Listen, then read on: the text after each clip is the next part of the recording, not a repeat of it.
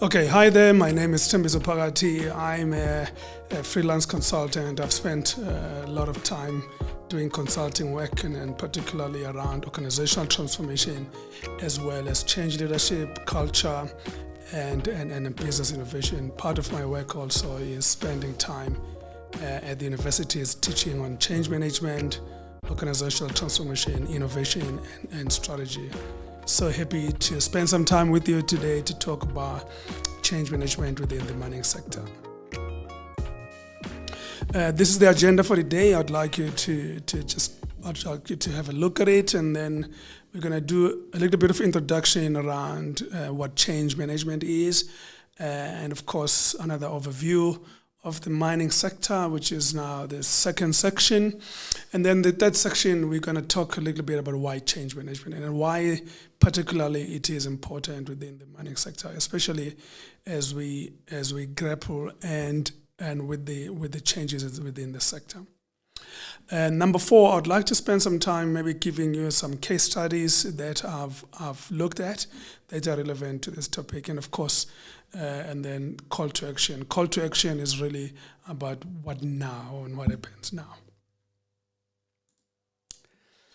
The introduction. So I would like to equip senior managers and senior executives within the mining sector to understand how they could champion change. And the second thing is around frameworks to navigating technological advances. There's so much disruption right now that sometimes we're so obsessed and passionate about disruptions, but we don't understand how people are affected or impacted by the change.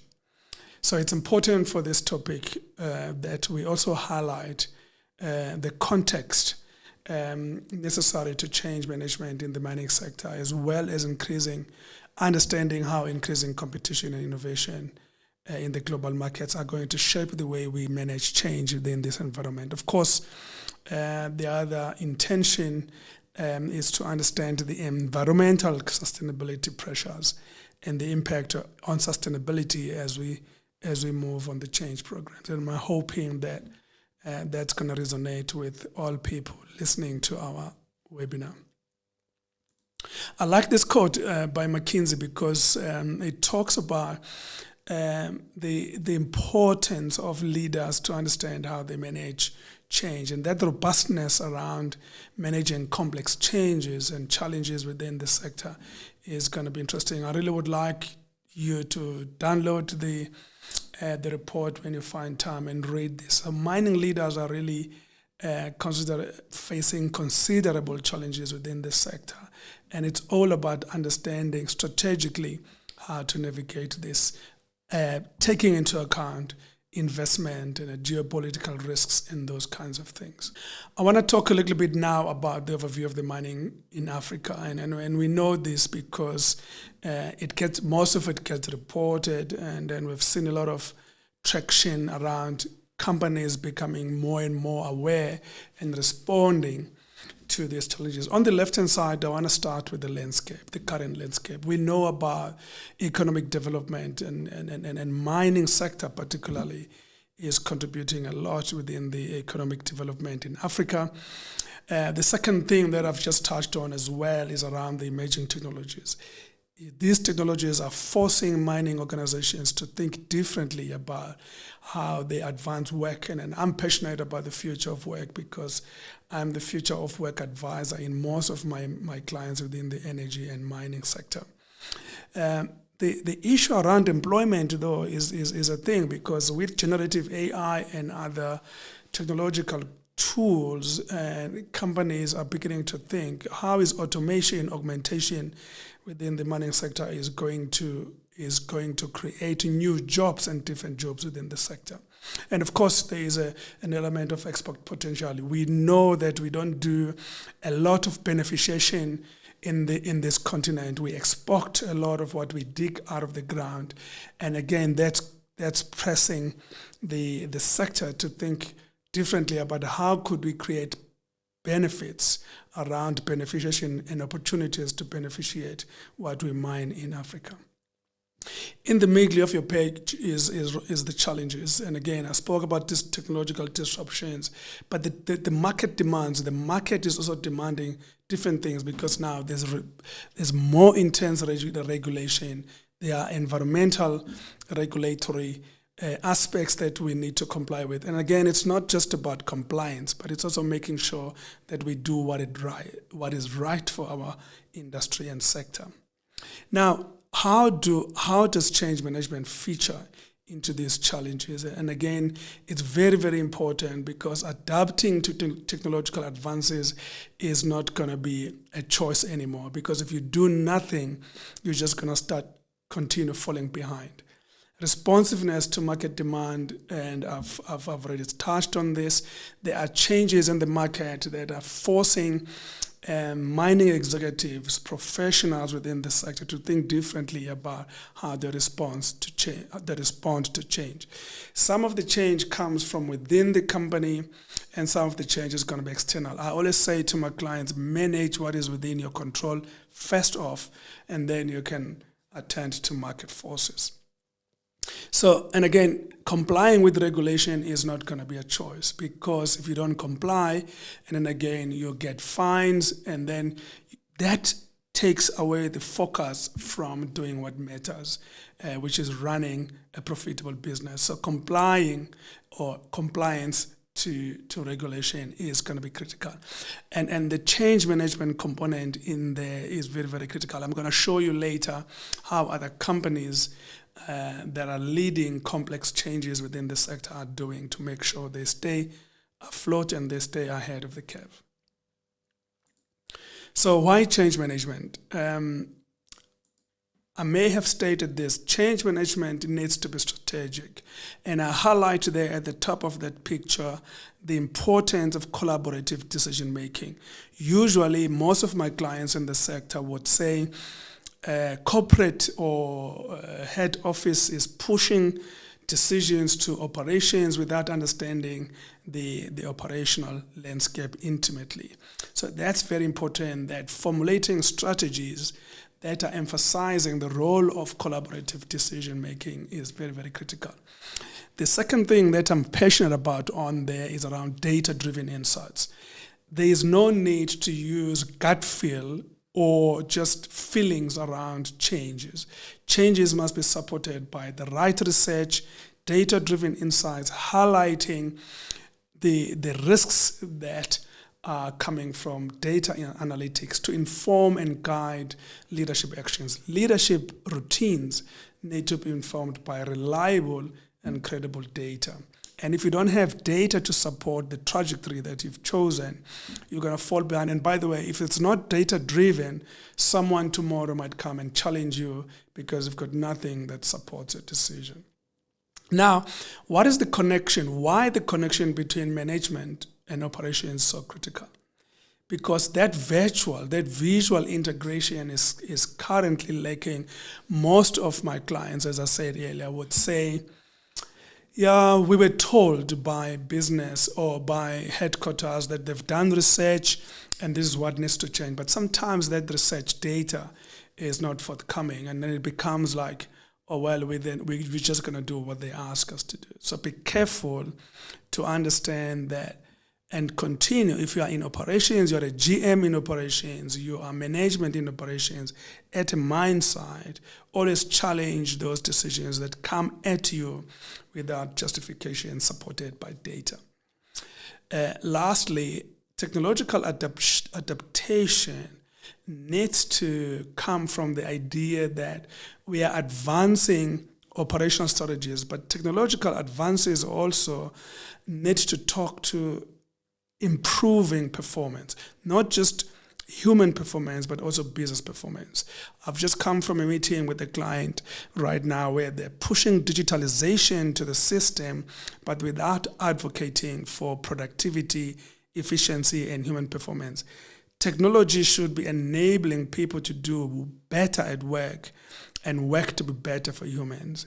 If that is not dropping clearly up front, continue to challenge Why are we implementing this technological tool if work is not going to improve, efficiencies are not going to improve, productivity is not going to improve, and ultimately business performance? I even go further and say your change programs need to show how the bottom line is going to increase or improve. If there's no indication of how the bottom line at org level is going to be impacted by the change, you're probably wasting time and money. So always understand that technological adaptation is not just a frenzy that we've seen over the past 4 years after COVID. It's a necessity to drive performance and ultimately a business success. I want to talk about the human aspect of change management. And again, we always say, it's just about shareholders, about the bosses, it's about what the bosses want. If you cannot humanize change and you cannot show how it's going to impact humans that are working in your ecosystem, you're probably going to lose the plot, because people are going to change or climb on the change wagon if they can see benefits to themselves. And I'm calling out here the big picture benefits, but also focusing on the technical stuff that are making things happen at the ground level. Things like making sure that they understand how work is going to be impacted, how a day in a life of the job itself is going to change, particularly how the change is going to impact them and make them work better on a day-to-day basis, reducing hands-offs, making sure that there are no inefficiencies, eradicating duplications, as well as wastage. So the benefits are as follows. And first, of course, efficiency and productivity. You need to demonstrate, if it's automation, demonstrate how that is going to improve productivity. And again, using data-driven insights, and that are defensible and explainable. Sometimes as consultants or as smart people at the head office, we push dashboards to our leaders at the operations without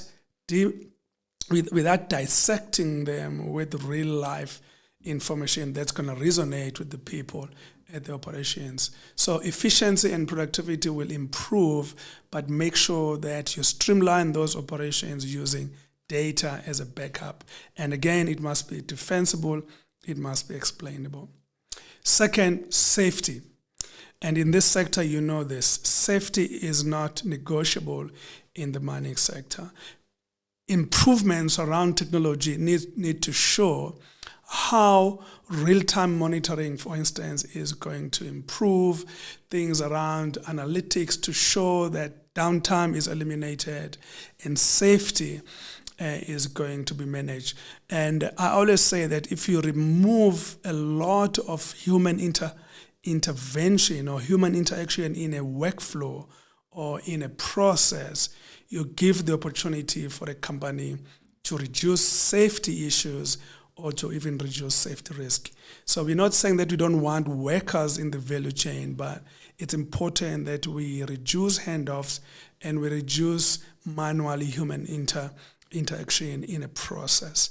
And by so doing, humans can focus on what makes sense for them, and machines can do different things that machines are good at. Lastly, employee engagement and employee empowerment. Technology or change management needs to empower the workforce.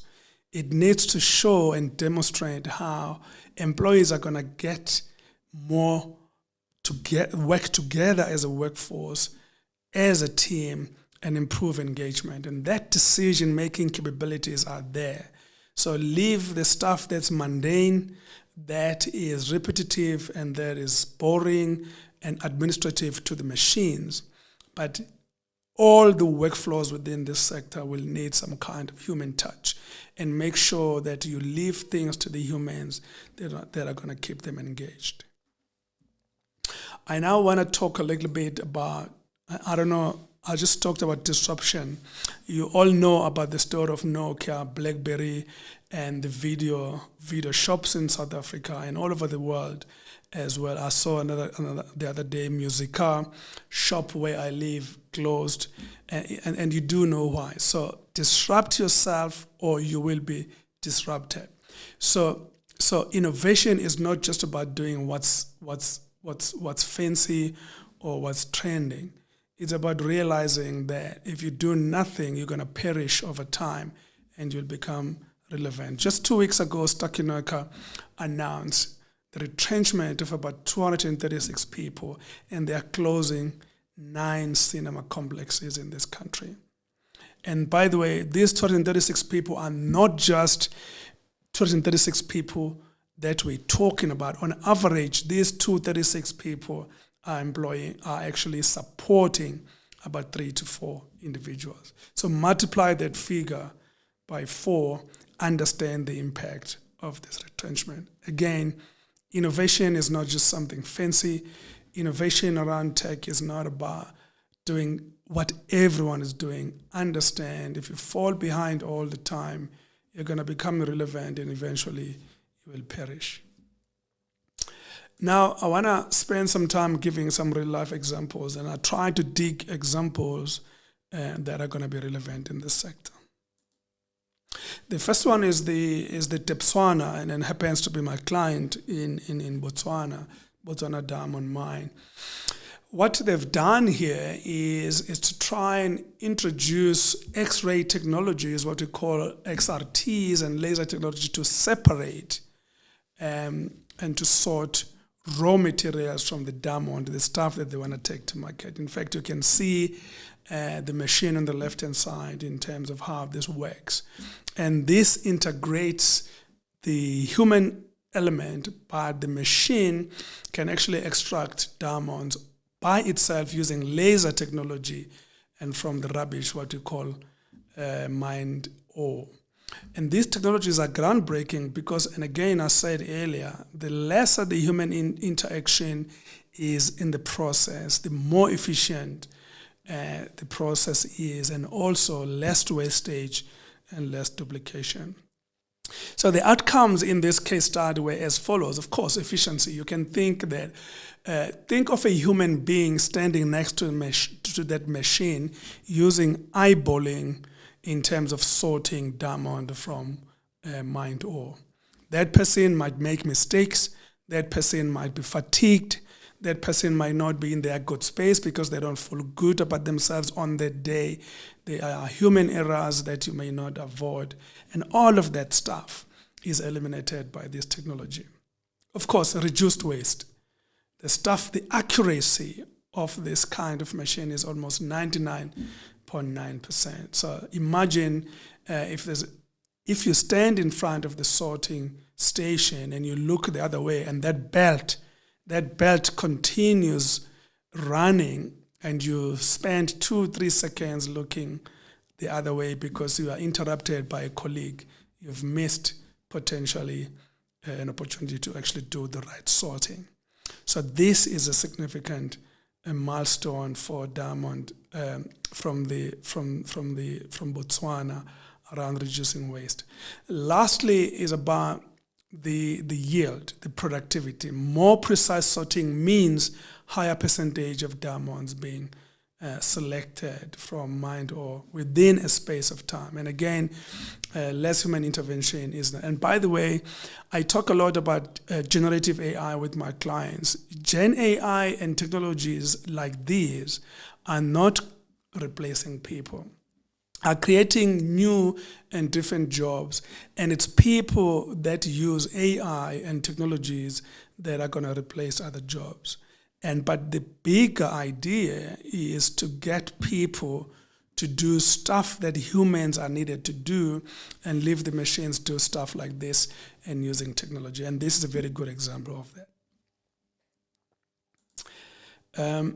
Another one, Goldfields, and also happens to be a client of mine for many years, using Internet of Things to basically augment and improve their operations at a site level. And they are using real-time data, using RPAs to deploy sensors in the business that are going to look for information. They transmit data to the engineers sitting in a control room, what we call sometimes nerve center.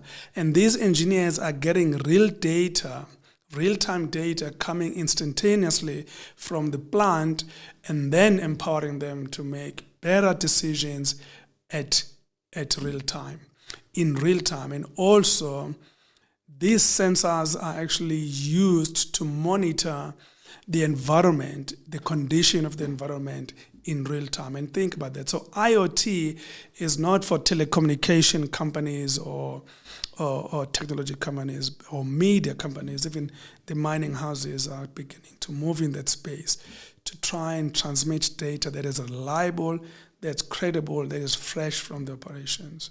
And gold mines are in that space as well.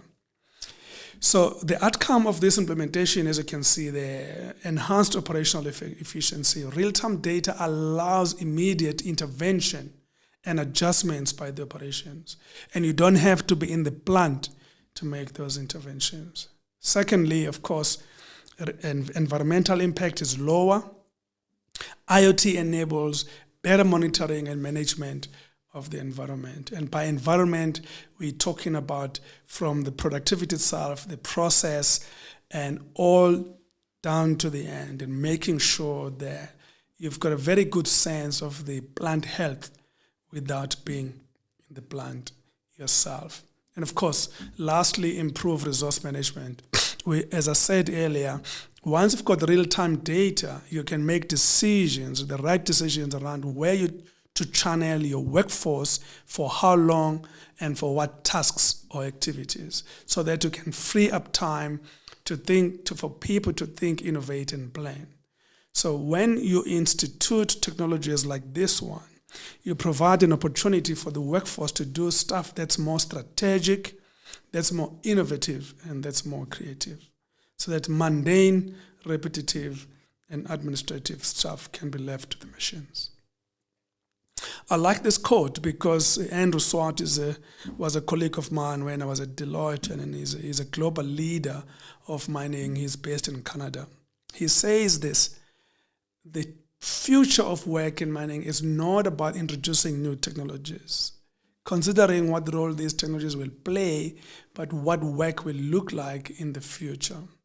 It's not about just buying technologies, but it's also about understanding how the world of work is going to evolve. I like what it says at the bottom there. It's about people changing behavior and engaging with work in a different way, understanding how work is going to be performed and how people are going to interact with machines.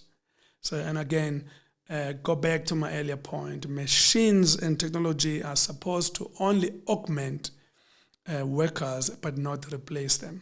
I always refer to Gen AI as an example as a co-pilot or an assistant. It's not a worker, but it's an assistant to another worker. And think of AI and technology as colleagues as opposed to people threatening your job.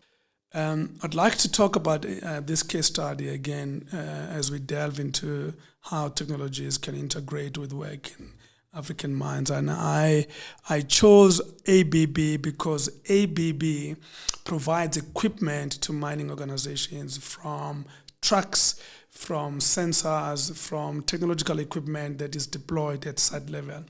You can see the problem statement on the right-hand side. Their clients have been complaining about declining productivity because the competitiveness has improved and is groundbreaking, and more mining companies are starting to think about different mining technologies to actually improve their operations.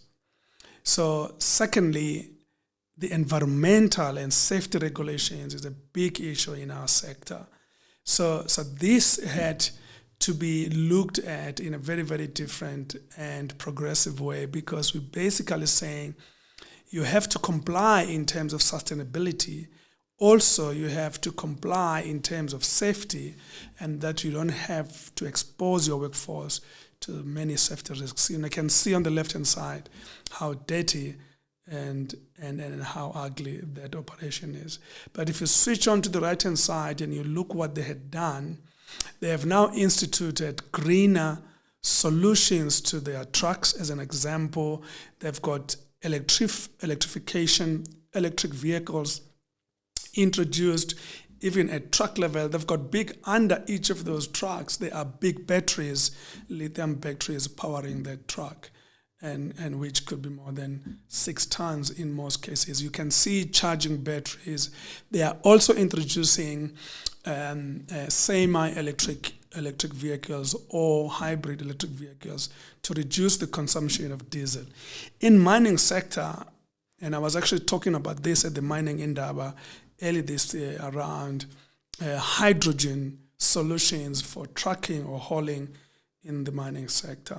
And Anglo-American has piloted a truck in Mogalakwena. I think most of you might be aware. And then they're expanding those solutions across the fleet and across their mining assets. It's not just about complying to CAPCO limits or to sustainability limits. It's just the right thing to do, and there's so much to be said about the benefits thereof.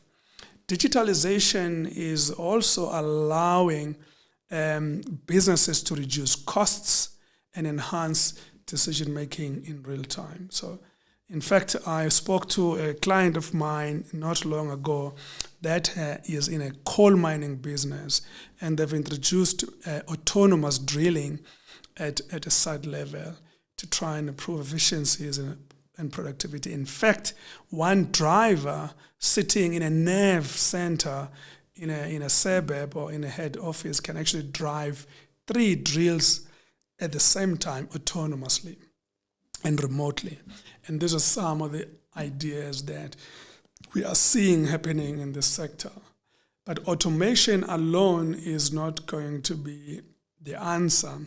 Automation augmented by AI, digitalization, needs to be the answer because it connects devices, improves communication, and helps organizations like yourselves actually do real-time and make real-time decisions. But that communication, imagine a head office sitting in Sentin, a mine in Lephalale, in Limpopo, communicating virtually and instantaneously about plant health, and that improves decision-making.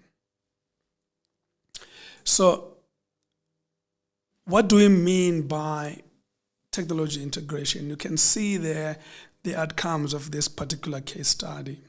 Increased safety and productivity. As you can imagine, when you've got greener solutions and in your operations, and you've got AI technologies helping you get real-time data, you've got IoT, just like at Goldfields, you've got real-time data, you have to be empowered in the way that you pick up safety risks before they happen.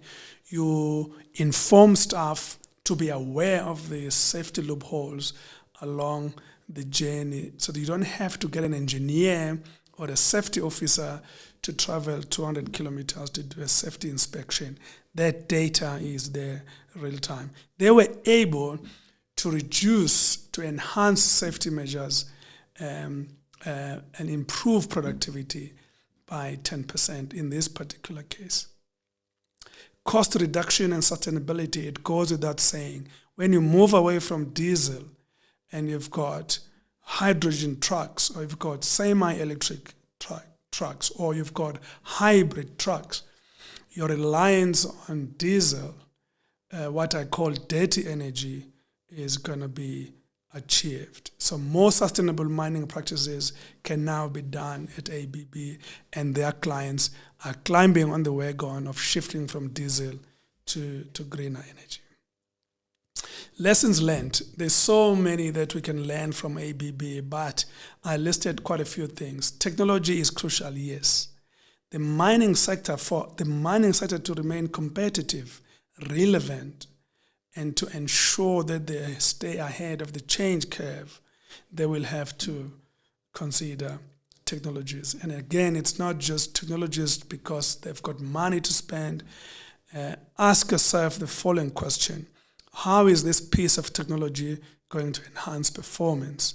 And how is this piece of technology going to improve business performance, reduce waste, reduce duplications, and empower people to do what people love to do?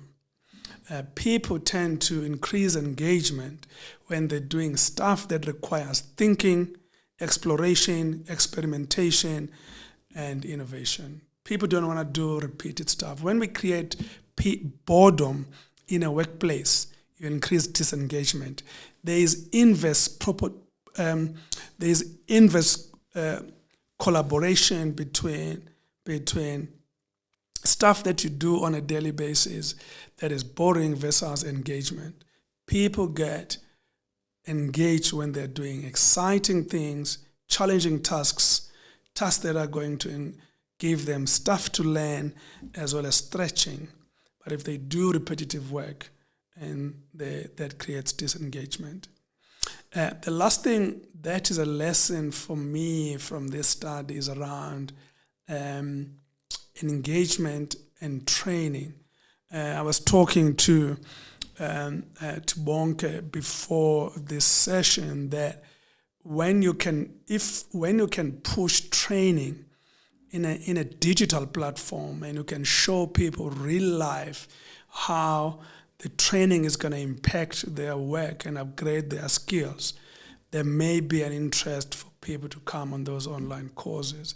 But also today, when we talk about on-the-job learning, in fact, AI tools can give you on-the-job training almost without a human being in front of a classroom to teach you those things. So adoption of new methods of operating, maximizing benefits on digital tools, making sure that you've got the right skills. And again, see AI and tech as your assistant and as a co-worker. At Deloitte, we used to say to our clients many years ago, technology is your partner, technology is your co-worker. If you see it as a displacement for jobs, you don't understand it, because it alone cannot do the human stuff. Technologies are not, they've got no empathy, they cannot be creative, they don't have intuition, they don't have feelings, they don't understand relationships. Tools and technology cannot build relationships. You will always need a human being to increase collaboration, enhance communication, and be creative and innovative. So my idea is that for companies like yourselves to embrace technology, you need to understand how technology is going to enter into the workflow from start to finish, and then you start reimagining a day in a life of an engineer, a day in a life of a geologist, where those people with those technical skills are starting to engage with work, doing stuff that should be done by humans. I've got a few things to suggest moving forward, and then I'll stop my presentation. I put together some ideas here, and I've categorized them in about 4 areas. Starting on the left-hand side, there has to be an agency of action. I told you a story of BlackBerry, Nokia, video shops, as well as Stackenacre. If you do nothing, you're not going to be competitive. If you do it later, you're going to stay behind the curve, and then the competition will overtake you. So global trends are telling us that advancements coming from increased global pressures in the mining sector are there. So, and the amount of human skills and people taking on new skills is far less than what technology can do. In fact, I read somewhere that from the World Economic Forum that recently sat in Davos, it predicted that by 2030, generative AI capability will be 3 times all humans, all the population in the world. And think about that. By 2030, AI will be 3 times better than all humans combined. And that's staggering. So technology is not just a nice thing to do, it's to just make sure that we can use these tech advancements to augment what humans can do. And that collaboration and interaction is very, very critical. Sustainability and regulation, I spoke about this, emphasize the growing importance of sustainable practices.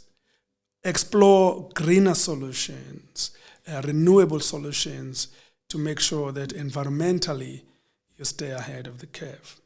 Now, the role of mining professionals. By mining operationals, I'm talking about from people that are in your supply chain to engineers to people that work in the offices at operations. Leadership is going to be critical to champion change.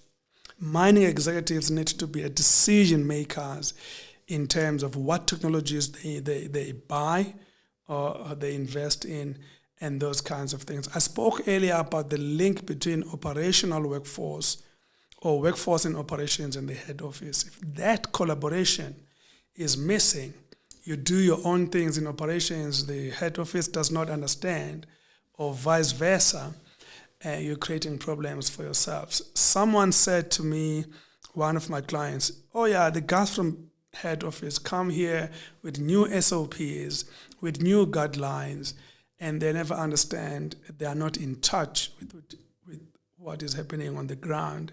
And the people on the ground often reject those guidelines because they're not relevant to the operations. Another suggestion of mine is that commit to innovation. Most of my clients would say we've got an innovation center and an innovation hub, but let me challenge you there. Ordinary people in a company have got a capacity to think differently and to think creatively about the future. Allow any person and everyone within your ecosystem to innovate and to think creatively, and reward them for that creativity. I read an article by the CEO of Google, and that said, do not reward only innovation that has been implemented and has been successful. Also reward the effort to think creatively about stuff. And again, there's a difference between rewarding it and recognizing it. So I'm suggesting recognize people that come with ideas, creative ideas, even if you are not going to implement it. And then reward those that come with ideas that already have been implemented, whose results you can touch, smell, and feel. But show that you understand the efforts that people are making to think creatively about the future, and highlight to them that continue experimenting, continue exploring new ideas, because the future is going to be different. In fact, my work is around the future of work in mining. We always emphasize, in fact, engineers now and geologists and technicians and artisans must acquire skills, human skills, in their jobs, because their jobs are not going to be technical. In the future, when I spend time with this group, I will show what we call a job canvas of a future miner, a future geologist, a future rock engineer, a future site engineer. 20 to 40% of that job profile contains human skills, which means that innovation is not just about technology. Innovation is also about thinking, how can we increase the human performance to impact positively the business performance. The second last thing that I want to highlight here is around taking action, strategic action, investment in technology, measure your ROI, understand that you can stagger the technology over time. But the quick question, as I always have said, is that ask yourself, how is technology going to improve human performance, increase efficiency and productivity? Can it help us do it in a sustainable way, in such a way that we comply with the regulations? Skills. And again, Bonke and I were discussing this. Skills are going to change. And I went to another mining company last year, and I spoke to a driver there. They are trying to introduce autonomous trucks for hauling the material. And I met this guy outside as we were taking a break as a consultant, and I just had to speak to him briefly. And I asked him how long he's been there, and he said, I've been driving this truck for about 17 years. I'm 49 years old. I'm very excited about this work. And I asked him, if you had to drive the same truck, but from the office, would you be excited about that? And he said, young man, you probably don't understand our industry. I've been doing this for 27 years, and I want to smell this thing. I want to climb on it. I want to bring my A game. I want to hear the sound. That's what gets me excited. Driving the same truck from a computer doesn't excite me. And I went to the room after lunch and I asked the management team, how many of your 27 drivers are excited about autonomous hauling? And they said, oh no, must be all of them. I mean, who doesn't want to drive a truck from a computer in an air-conditioned office? Of course, they were mistaken. And then I relayed my story with the gentleman that I spoke to about the conversation with the gentleman I met outside. Here's my take there. Not everyone is excited about technology. And not everyone is going to be excited about AI. And not everyone is going to climb on that wagon of being tech savvy. Rather, and again, I talk about outskilling a lot when I talk about skills and training.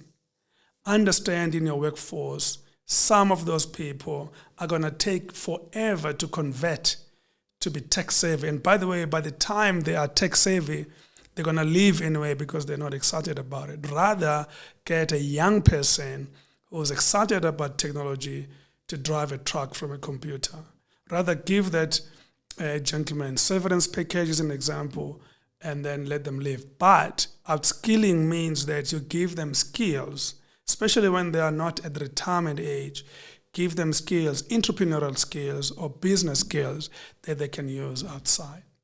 So upskilling and reskilling needs to be matched with outskilling, and a lot of companies in the mining sector are beginning to consider that, because a gentleman that is 47 years old has been in a company for 17 years with grade 5 is probably not going to be excited about learning a computer and how to drive it to do his work. He's probably just excited by doing that work that he's always done.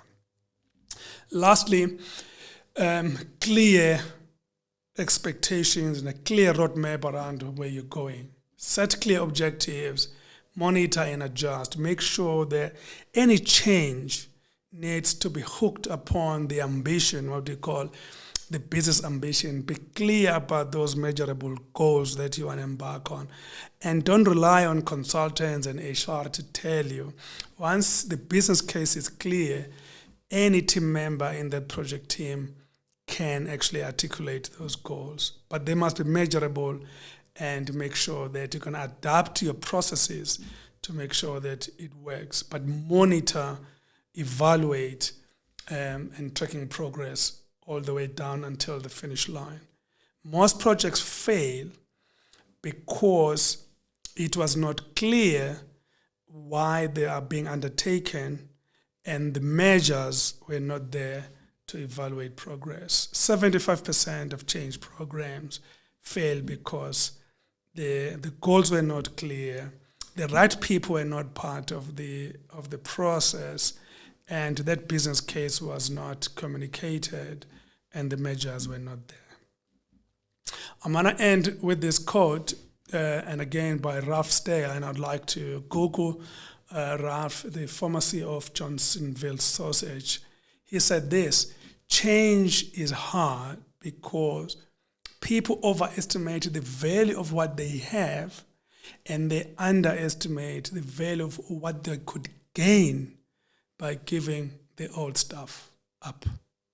And think about that. We're so comfortable with what we've always done, but we underestimate the potential of what we could gain could we take a risk to move in a different direction.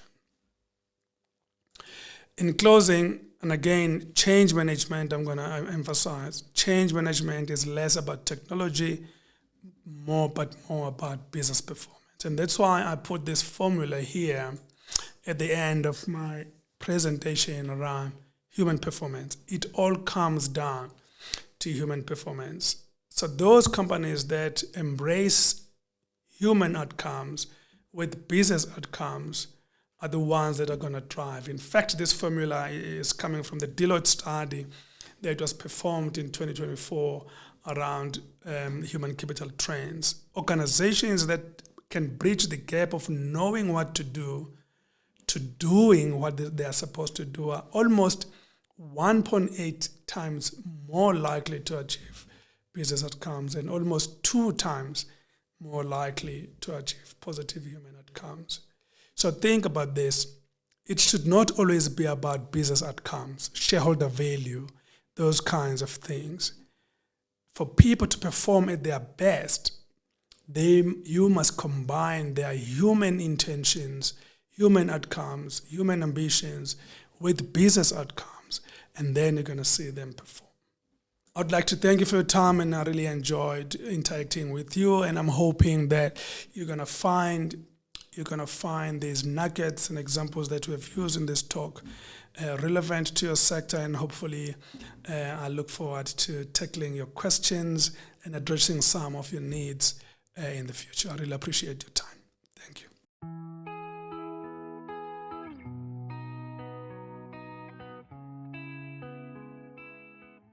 Yeah, I think that's a very good question, because the potential from technology is massive, because now they can actually think about exploring new ways of doing work and also helping people focus on more strategic and planning work. And even at the infrastructure level, that's going to be critical, because technology can actually augment people's skills just to free them up to think strategically.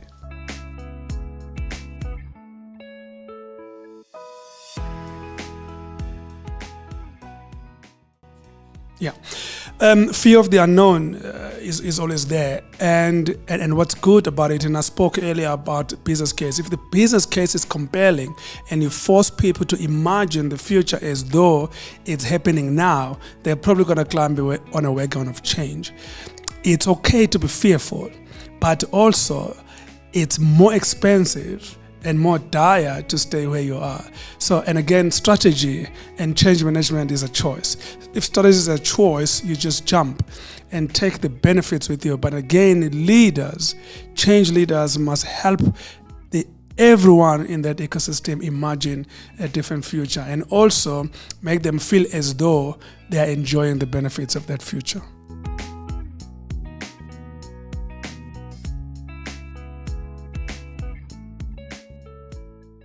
Yeah, that's a common pitfall, that we introduce change, we introduce another change. Change fatigue is a common thing, and people disengage quickly when they feel overwhelmed. So I always say to my clients, stagger your change programs in such a way that you prioritize those that are urgent and critical, and then over time you can do creative, innovative stuff. It's all about prioritization. As soon as you, in fact, do that 4-quadrant, the stuff that's critical and urgent, try to tackle that as soon as you can. But stuff that's really innovative and creative and future focused, or and based on your future long-term journey, you can almost put on aside. It doesn't have to take the back burner forever, but it's about prioritizing what's urgent and what's critical now, and making sure that you do that fairly quickly and don't stall for the progress, because people stand to get overwhelmed when change is always continuous. Hi, my name is Sthembiso Phakathi. I am the Managing Director of SP Enterprises. We're all about helping organizations thrive, and my work is in organizational transformation, leadership and culture. I also do a lot of training on change management, culture, and organizational design. I just want to say thank you to Global Links Corporate Training and Consulting for offering me the opportunity to share my thoughts around managing complex change, and I look forward to actually delivering similar masterclasses with them and partnering with them in our work in the future. And this has been exciting for me, and I look forward to our partnership again soon.